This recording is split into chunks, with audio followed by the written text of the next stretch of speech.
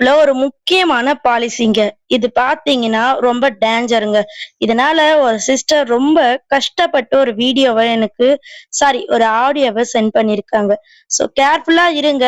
அவங்களுக்கு 37,000 சப்ஸ்கிரைபர் இருக்கு. இங்க எவ்ளோ மன உளைச்சல் ஏற்பட்டிருக்குன்னு பாருங்க. சரிங்களா? எது எதுக்கெல்லாம் வந்து கம்யூனிட்டி கைட்லைன்ஸ், கம்யூனிட்டி வார்னிங், அப்புறம் பார்த்தீங்கன்னா கிராஃபிக் கன்டென்ட் இந்த மாரி குடுக்குறாங்கன்னு பாருங்க.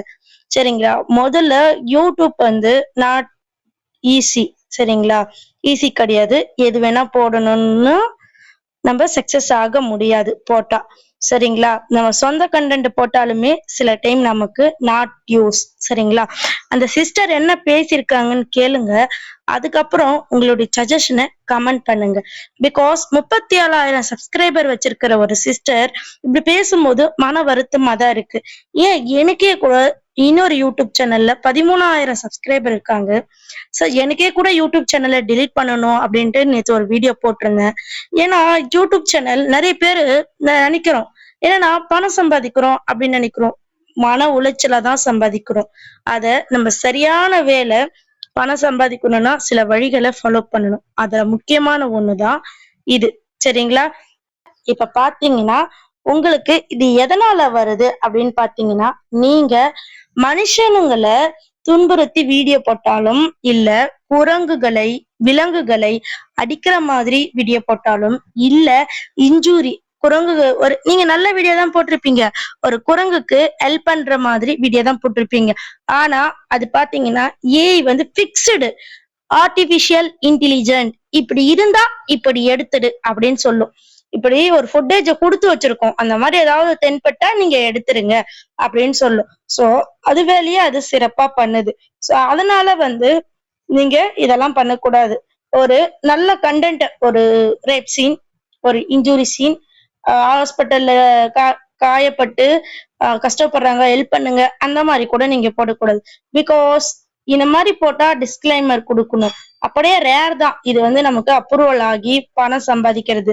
சரிங்களா? நெக்ஸ்ட் பாத்தீங்கன்னா இது வந்து ஃபுல்லா ஏஐ டிடெக்ஷன் பண்ணும். நெக்ஸ்ட் பாத்தீங்கன்னா யூசரும் வந்து ரிப்போர்ட் பண்ணுவாங்க. யாராவது உங்களை பிடிக்கலன்னா அவங்களும் ரிப்போர்ட் பண்ணுவாங்க. அப்படி ரிப்போர்ட் பண்ணும்போது உங்களுக்கு இஷ்யூஸ் வரும். சரிங்களா? அதே மாதிரி அவங்க எடுத்த உடனே வந்து அப்படியே வந்து கம்யூனிட்டி கைட்லைன்ஸ் அப்படின்னு அடிக்க மாட்டாங்க. அவங்க செக் பண்ணுவாங்க. சோ செக் பண்ணும்போது ஹியூமன் செக் பண்ணும்போது அவங்களுக்கு ஓகே அப்படின்னா அடிச்சு விட்டுருவாங்க. ஆனா யூடியூப் பொறுத்த வரைக்கும் எனக்கே சில விஷயங்கள் கோவம் வருது. பிகாஸ் பல சேனல்ல நாட்டி அண்ட் செக்ஷுவல் கண்டென்ட்டே போடுறாங்க. அவங்களெல்லாம் அதை நோட்டிஃபை பண்ணாம சின்ன சின்ன சேனல்ஸை டார்கெட் பண்ணுது. இப்படி டார்கெட் பண்ணும் போது நான் என்ன நினைக்கிறேன்னா, பெரிய பெரிய சேனல்ல அதிக ஏர்னிங்ஸ் வருது, ஷேரிங் நிறைய போகுதா அப்படின்ற ஒரு கொஸ்டின் வருது. பிகாஸ் சின்ன சேனல் மட்டும்தான் அவங்களுக்கு வயலண்ட் கொடுக்குறாங்க. சில சேனல்ல பார்த்தா ரொம்ப நூடா, ரொம்ப வீடியா வயலட்டா, ரொம்ப ஹாட்டா போடுறாங்க. அது அப்படியே தான் இருக்கு. இதெல்லாம் என்கிட்ட நீங்க கொஸ்டின் கேட்கும்போது எனக்கு கஷ்டமா தான் இருக்கு. யூடியூப்குள்ள என்னதான் நடக்குது அப்படின்னு பார்த்தா இன்னமும் தெரியாம ஒரு மர்மமா தான் இருக்கு. சரிங்களா?